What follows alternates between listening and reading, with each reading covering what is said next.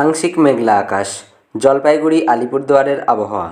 উত্তরবঙ্গের তরাই অঞ্চলের অন্যতম উল্লেখযোগ্য জলপাইগুড়ি আলিপুরদুয়ার জেলা। এর মধ্যে জলপাইগুড়ি এটি একটি পৌরসভা এলাকা। তিস্তা ও করলা নদীর তীরে অবস্থিত এই শহরটি। এই করলা নদীটিকে জলপাইগুড়ির টেন্স নদী বলা হয়। অন্যদিকে আলিপুরদুয়ার জলপাইগুড়ি জেলারই একটি অংশ ছিল আগে।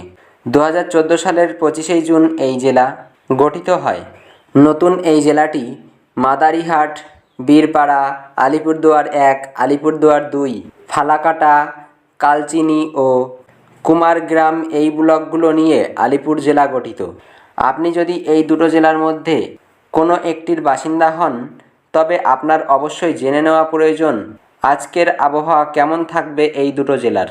কোথায় কতটা গরম থাকছে, নাকি বৃষ্টির সম্ভাবনা রয়েছে বা প্রাকৃতিক দুর্যোগের সম্ভাবনা রয়েছে কিনা, তা আগাম জানার প্রয়োজন রয়েছে। দৈনন্দিন এই জেলার আগাম আবহাওয়া জানা থাকলে অনেক কিছুরই সুবিধা হবে। তবে জেনে নিন একবার নিজের এলাকার আজকের আবহাওয়া সম্পর্কে। সারাদিন বৃষ্টি না রোদের দেখা মিলবে। উল্লেখযোগ্য, পশ্চিমবঙ্গের ডুয়ার্স অঞ্চলের প্রধান অংশটি এখন নতুন জেলা আলিপুরদুয়ার। এছাড়াও এই গোটা অঞ্চলের সৌন্দর্য কেবল শুধুমাত্র তার চা বাগানের মধ্যেই নয়, ঘন জঙ্গলও দৃশ্যমান। বাঘ, গন্ডার এবং হাতি, হরিণ, বাইসন, পাখি এবং বিভিন্ন ধরনের সরীসৃপ অন্তর্ভুক্ত রয়েছে এর মধ্যে।